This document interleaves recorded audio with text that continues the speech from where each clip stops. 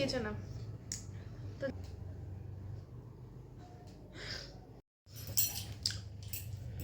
তো হ্যালো বন্ধুরা, আমি অনুপম। আর দেখতে পাচ্ছ পাশে বসে আছে আমাদের চ্যানেলের ওনার মারিয়া, লাইফস্টাইল ভ্লগের মারিয়া। তো যাই হোক, তো গুড মর্নিং সবাইকে। আশা করি সবাই খুব ভালো আছো, সুস্থ আছো। আর আমরাও ভালো আছি। এই এরকম করছি। তো আমাদের নতুন একটা ভিডিওতে, নতুন একটা ভিন্ন সাথে অন্যরকম ভিডিওতে তোমাদেরকে অনেক স্বাগত, অনেক ভালোবাসা। আর আশা করি সবাই খুব ভালো আছো। আর যদি কোনো সমস্যার মধ্যে থাকো তাহলে অবশ্যই সেটা যেন মিটে যায়। তো যাই হোক, আজকে যে বিষয়টা নিয়ে আমরা কথা বলতে চলেছি বা এসেছি বা বলবো, সেটা তোমরা হয়তো টাইটেল বা থাম্বনেল থেকে তো বুঝেই গেছো। তো সেটা নিয়ে একটু পরে বলছি, তার আগে কিছু কথা আছে, সেটা তো অবশ্যই আলোচনা করতে হবে। তো মানু বিষয়টা নিয়ে প্রথমে কথা বলছিল, তারপর ক্যামেরা করে হি হি হা হা করছে। তো আমি বললাম যে দাঁড়াও, আমি বলছি। তো এমন হয় না অনেক সময়। তো যাই হোক, মেন বিষয়টা হচ্ছে তোমরা অনেক দিন থেকে একটা কথা জিজ্ঞেস করছো, অনেক দিন থেকে। এবার তার মধ্যে আমরা একটা সুখবর দিয়েছি যে আমাদের ওই জমি বাড়ি। তো সবাই বলছে এই সুখবরের জন্য তোমরা নাটক করছিলে, অনেক রকম কথা বলেছো। অনেকে হয়তো বুঝে ফেলেছো বা অনেকে অনেক রকম মন্তব্য করেছো অনেক দিন থেকে। তো আমরা সবটাই দেখছি, অনেক সবটাই শুনছি। এবার আমরা তো ভাবছি যে সময় মতো সবটাই তোমাদেরকে জানাবো। এবার অনেকে তো বলছো যে আমি নাটক করছি, সেগুলো দেখে খুব খারাপ লাগতো। যাই হোক, তারপরে বলছো শরীর খারাপের নাটক করছো। তারপরে কি, তো সুখবরটা তো ছিল এটা অনেক আগে থেকেই, যেটা এটা একটা দীর্ঘ টাইম চলে এসছে। তো আজকে হঠাৎ মানু লাইভ করতে গিয়ে আমি শোনো, আমি তোমাদের একটা কথা বলি। আমরা ভেবেছিলাম এখনো কিছুদিন পরে তোমাদের এই সুখবরটা 15 থেকে 17 দিন পরে আমরা বলবো আমাদের ভেবে ভেবেছিলাম। ঠিক করে নিয়েছিলাম একটা ডেট।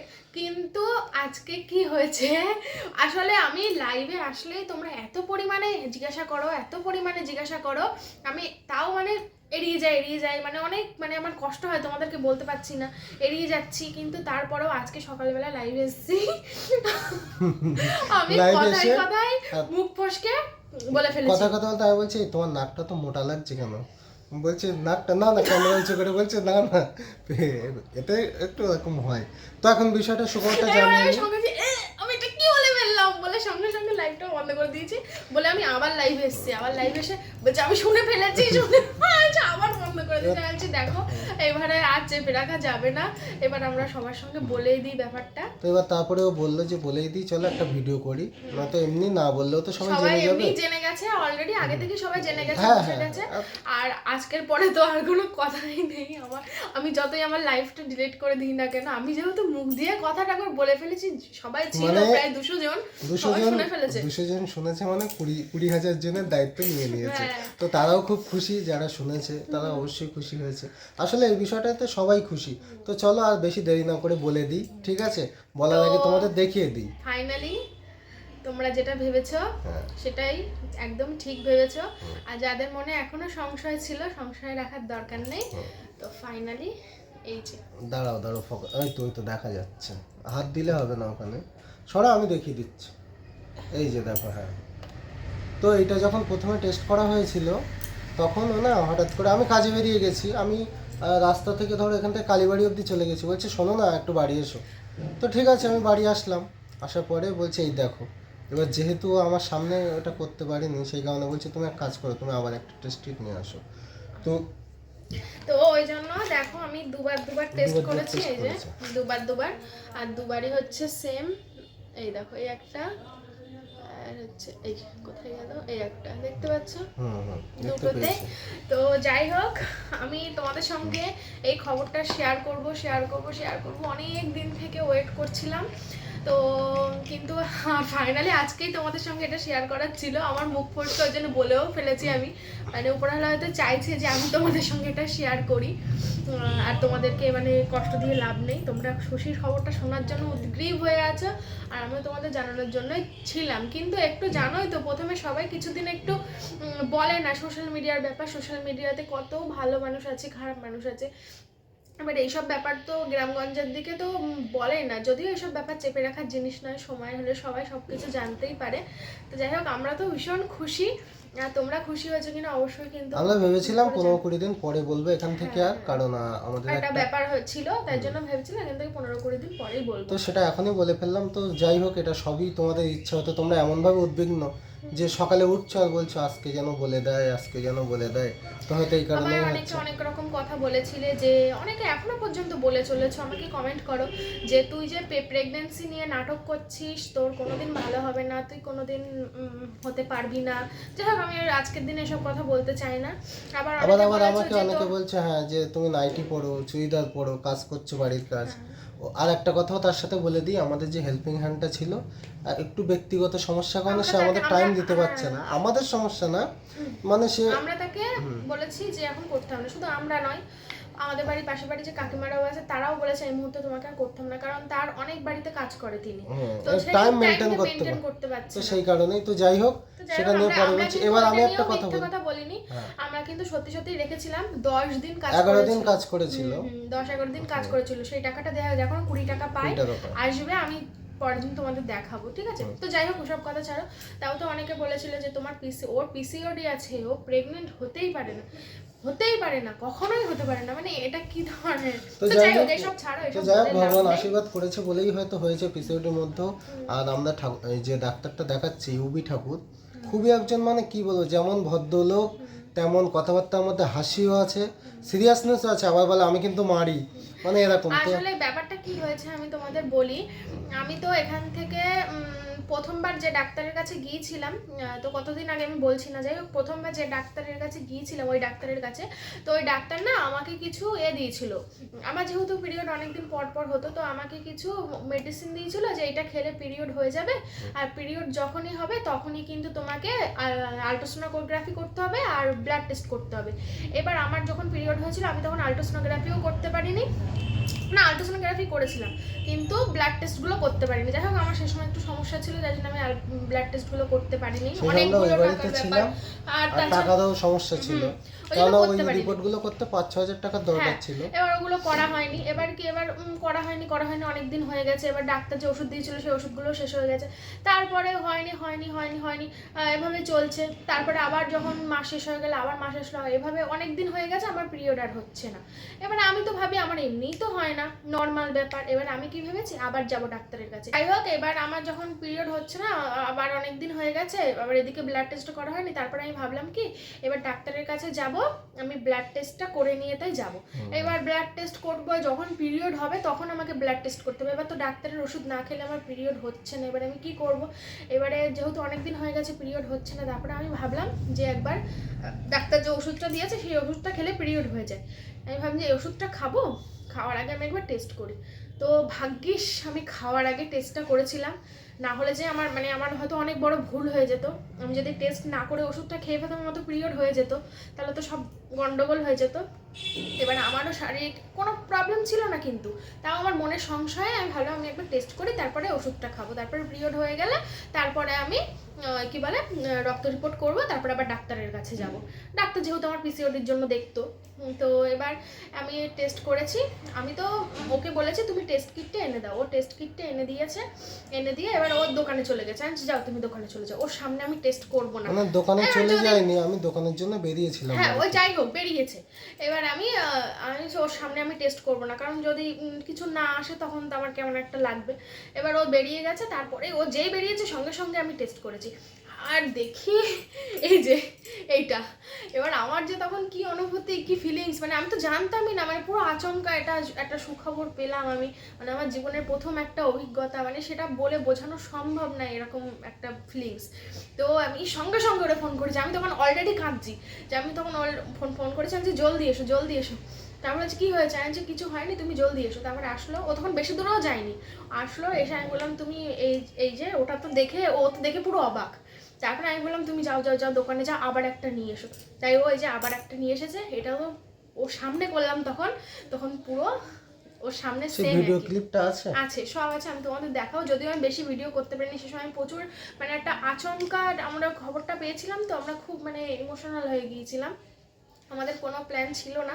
তারপরে তো আমরা 2 দিন পরে ডাক্তারের কাছে গিয়েছিলাম, তোমরা দেখেছো। তারপর ডাক্তার বলছে ভেতরে ঢোকার পরে যে ও তাহলে তো হয়ে গেল, আর পরীক্ষা না টরীক্ষা প্রথমে করে বলছে, দেখা এবার আমরা ওখানে গিয়েছিলাম না, আগের যে প্রেসক্রিপশন ছিল আমার পিসিওডির জন্য, তো সেই প্রেসক্রিপশন নিয়ে যেতে ভুলে গেছে। ডাক্তার বলছে এবার তাহলে কি হবে, আমি বলছি তা আমার কথাটা আগে শুনুন ডাক্তারবাবু, আমি তো প্রেসক্রিপশন নিয়ে আসতে ভুলে গেছি, কিন্তু তারপরে একটা ঘটনা ঘটেছে, আপনি যে ব্লাড টেস্টগুলো দিয়েছিলেন সেগুলো আমার তখন করা হয়নি, তার অনেক কিছুদিন পরে আমি জানতে পেরেছি যে আমি প্রেগনেন্ট। বলছে তাহলে তো হয়েই গেল, আর কোনো কথা নেই। তারপর সেই অনুযায়ী আমার এখন ওষুধ চলছে। তোমরা অনেকে জিজ্ঞাসা করছিলে কিসের ওষুধ খাচ্ছ, আমি তোমাদের বলতেও পারছি না, আবার মানে কি বলবো সেটাও বুঝতে পারছি এই না। সময় প্রচুর পরিমাণে মুড সুইং হয়, আর সেটাও আমাকে ফেস করতে হচ্ছে, মানে সপ্তাহ অন ক্যামেরায় হয় না। এই হঠাৎ বলছে আমি আজকে ভাত আলু সিদ্ধ খাবো, কথার কথা, ঠিক আছে আমি বসাতে যাচ্ছি, না না না না কাজ কর, তুমি একটু চিকেন নিয়ে আসো, চিকেন নিয়ে আসো, এরকম একটা অবস্থা। আর শুধু এটা না, কখনো কাঁদছে, তারপরে আবার মাঝে মাঝে কি হচ্ছে জানি না, আমি আমার জানি না আমার সাথে এরকম কেন হচ্ছে। তো যাই হোক, আমরা মানে খুবই খুশি। আমি তো প্রথমে বিশ্বাসই করতে পারিনি, আমি আমার আল্ট্রাসোনোগ্রাফি হয়েছে, আর তারপরেও আমি বিশ্বাসই করতে পারছি না যে সত্যি মানে আমার সঙ্গে এটা হয়েছে। মানে মানে আমি বুঝতেই পারছিলাম না আমার যে আমি সত্যি সত্যি।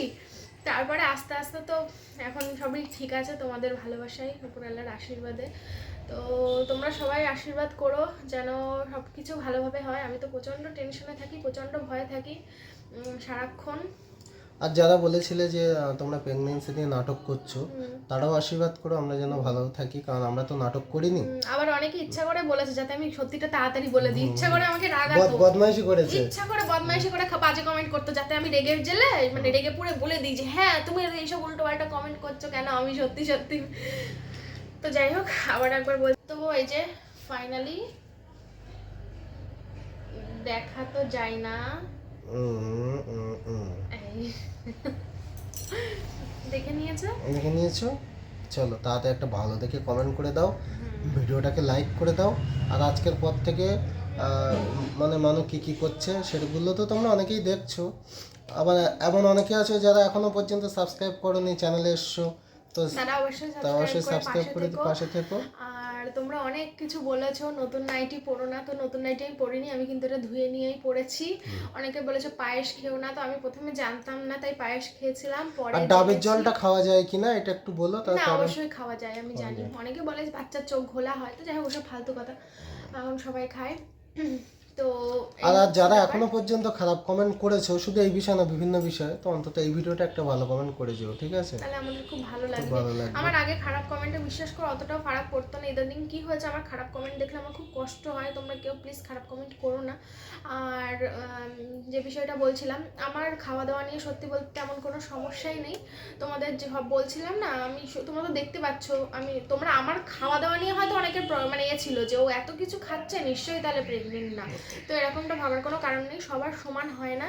তো আমার খাওয়া দাওয়া নিয়ে কোনো প্রবলেম নেই। আমি ইদানিং দেখতে পাচ্ছি আমার একটু অস্বস্তি হচ্ছে মাছ মাংসের প্রতি, কিন্তু তাও সেরকম ভাবে না, আমি সবই খেতে পাচ্ছি। আর ভাতের গন্ধ একদমই নিতে, কিছু গন্ধ কিছু গন্ধ একদমই নিতে পারছে না, যেমন আগের দিন গোবরের গন্ধ নিতে পারিনি, আর যখন ভাত রান্না হয় রান্নাঘরে যায় না, মশার ধূপের গন্ধ নিতে পারছে না, এরকম কিছু কিছু আছে। আর নইলে আমার তেমন কোনো সমস্যা নেই সত্যি বলতে। আর মাঝে মাঝে একটু গা গোলাচ্ছে, তো সেই ওষুধটাও এনে দিয়েছি, ওটা প্রথমে বাকি ছিল, এখন এনে দিয়েছি নসিক নামে একটা ওষুধ। তো যাই হোক, চলো আজকে ভিডিওটা এই পর্যন্ত, আর বেশি কথা বলবো না, কারণ শুক্রবারের ভিডিওর মধ্যে এক্সাইটেড ঠেলায় কি বলে ফেলেছি না বলেছি, কারণ আমি তোমাদের সঙ্গে এই কথাটা কি করে শেয়ার করবো। আমি ক্যামেরা অন করে একবার বন্ধ করছি একবার চালাচ্ছি, একবার বন্ধ করছি একবার চালাচ্ছি, আর আমি এখনো বলতাম না, আবার বলছি, আমি কিছুদিন পরেই বলতাম, কিন্তু আমি আজকে লাইভে বলে ফেলেছি, লাইভে বলে প্রথমে বলছে, শোনো আরেকবার বলি, যে ও বলছে, আমি বলছি তোমার নাকটা মোটা লাগছে,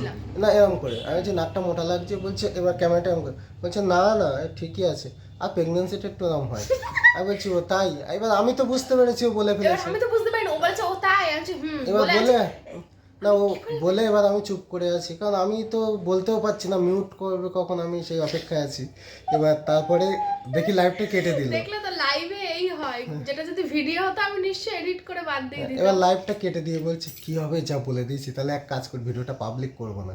হ্যাঁ, এবার তারপরে আবার লাইভ এসছে, এবার এসে আমি সেখানে কি বললাম যে আমাদের ওয়াইফাইটা একটু ডিস্টার্ব হয়েছে, অন্যদিকে ঘোরাতে চেয়েছি, এবার বলছে কংগ্রেচুলেশন, তুমি কি বলতে চাইছো? আমরা জেনে ফেলেছি এইসব, বুঝলে? আমি সঙ্গে সঙ্গে আমার বন্ধ করে দিয়েছি। আমি বলছি না, আমি যে এবার বলে দিতেই হবে, আর কিছু করার নেই। তো চলো বলেই দিই, ওরা সবাই জেনেই ফেলেছে যখন, আমার আর এ করে লাভ নেই। তো চলো ভিডিওটা এখানেই শেষ করি আজকে। তোমাদের মতামত, তোমরা খুশি হয়েছে কিনা জানিও। তো আর এই অবস্থায় মানে প্রেগনেন্ট অবস্থায় বা প্রেগনেন্সি অবস্থায় কি কি করণীয় কি কি না করণীয় তোমরা অনেকেই জানো। এই সময়টা অনেকেই ফেস করে এসছো, আমরা প্রথম। তো মানব মাতৃত্বের স্বাদ প্রথম নিতে চলেছে। তো কোনটা করলে ভালো হয়, কোনটা না করলে ভালো হয়, সেটা কিন্তু অবশ্যই ও কি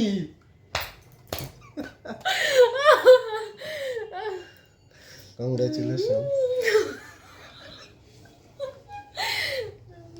তো চলো, অনেক হাসি হলো, মজা হলো, তোমরা নিশ্চয়ই হেসেছো আমাদের ভাব তাল দেখে। আবার অনেকে খুব খুশি হয়েও হেসেছো, জানি না কারোর কোনো রাগ হলো কিনা। তো সেরকম ধরনের কোনো কথা যদি হয়ে থাকে, ওই তো সেটাই বললাম, অনেকে কমেন্ট করেছে ইচ্ছা করে যে কবে বলবে। তো চলো, তোমাদের মনের আশাটাও পূর্ণ হলো। তো আমি একবার ব্যাক ক্যামেরা এটা দেখিয়ে দিচ্ছি, ভালো বোঝা যাচ্ছিল না। তো এই দেখো, এই দুটো, এই এক্কা আর এই দোক্কা, অনেকদিন হয়েছে তো ওই জন্য একটু হয়ে গেছে। তবুও গাঢ়ই বোঝা যাচ্ছে, অনেকের তো হালকা একটা পড়ে আর একটা ডিপ পড়ে। হ্যাঁ, এটা পুরো ফুল গাঢ়ই ছিল, আরো গাঢ় ছিল। আমি আর আরেকটা ভিডিও করা রয়েছে, আমি দেবক্ষণে দেখবা, ফুল গাঢ় ছিল। তো ধরো আমার এই হাতটা, কোন হাতটা কোথায় দেবো?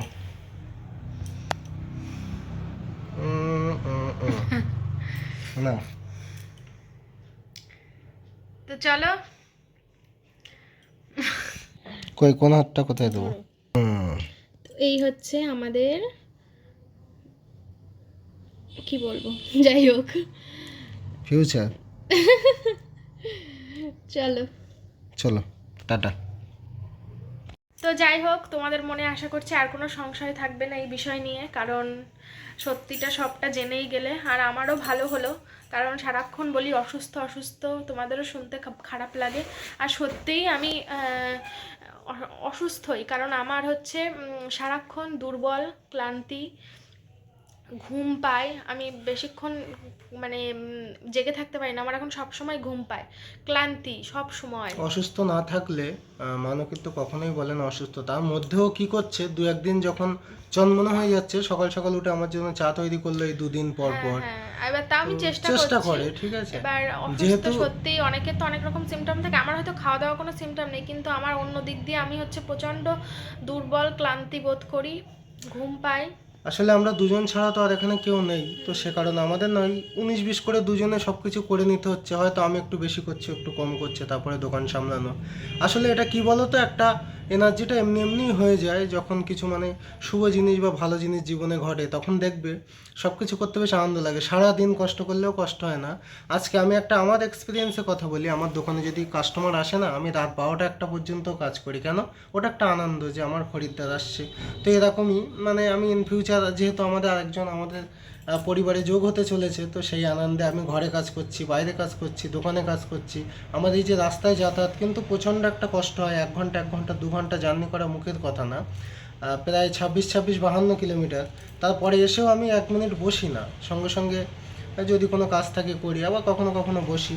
তো যাই হোক, মানুষ কিন্তু সবাই আশীর্বাদ করো যেন আমি সুস্থ থাকতে পারি, ভালো থাকতে পারি, আর ভালো মতো সবকিছু পুরো জার্নিটা কমপ্লিট করতে পারি। তোমরা তো আছোই, তোমরা সাথে থাকবে, আমি তোমরা জানি। অবশ্যই অনেকেই আছো ভালো ভালো কমেন্ট করো যে মারি এটা করিস না, বা ভাই ওকে এটা, এমনকি অনেকে পার্সোনাল মেসেজ করে বলে যে ভাই তুমি ওকে এইটা করাবে ওইটা করাবে। আমার দেখে যেটা মনে হয় এটাই যে ও হচ্ছে প্রেগনেন্ট, আর তোমরা তো প্রথমে কেউ তো রিভিল করে না। অনেকে এরকম ভাবেও বলো, অনেকে জিজ্ঞাসাই করো না, কারণ যারা বুঝে গেছিলে অনেকে জিজ্ঞাসাই করতে না, যে বলছে এইভাবে যে ভাই আমি, অনেকে এমন নাম ধরেই বলে, তার নামটা আমি করছি না। তো ভাই আমি দেখে যেটা বুঝলাম যে মারিয়া প্রেগনেন্ট, তো এই অবস্থায় ওকে এগুলো করতে বলবি না, ঠিক টাইমে খেতে বলবি, সকাল 8টায় ওঠার চেষ্টা করবি। যাই হোক, তোমরা সবাই পাশে আছো, সাথে আছো, তো তার জন্য আমরা খুব খুশি। তো আরও থেকো পাশে, সাথে থেকো, আশীর্বাদ করো। আমার নতুন একটা অধ্যায় শুরু হয়েছে আমার জীবনে, নতুন একটা অভিজ্ঞতা, জীবনের প্রথমবার, অনেকটা ভয়, অনেকটা আনন্দ, অনেকটা খুশি, সব মিলিয়ে একাকার একটা কাণ্ড। ঠিক আছে, তো চলো সবাই ভালো থেকো, সুস্থ থেকো, সাবধানে থেকো। দেখা হবে পরের দিনের একটা সুন্দর ব্লগ নিয়ে। ততক্ষণ যেন সবাইকে টাটা। আজকে একটা অন্য ব্লগ পোস্ট হওয়ার কথা ছিল। আচ্ছা, তাই ওটা বলে দাও, আজকে ব্লগটা কালকে আসবে। আজকে ব্লগটা কালকে দিয়ে দেবো। ঠিক আছে, চলো টাটা।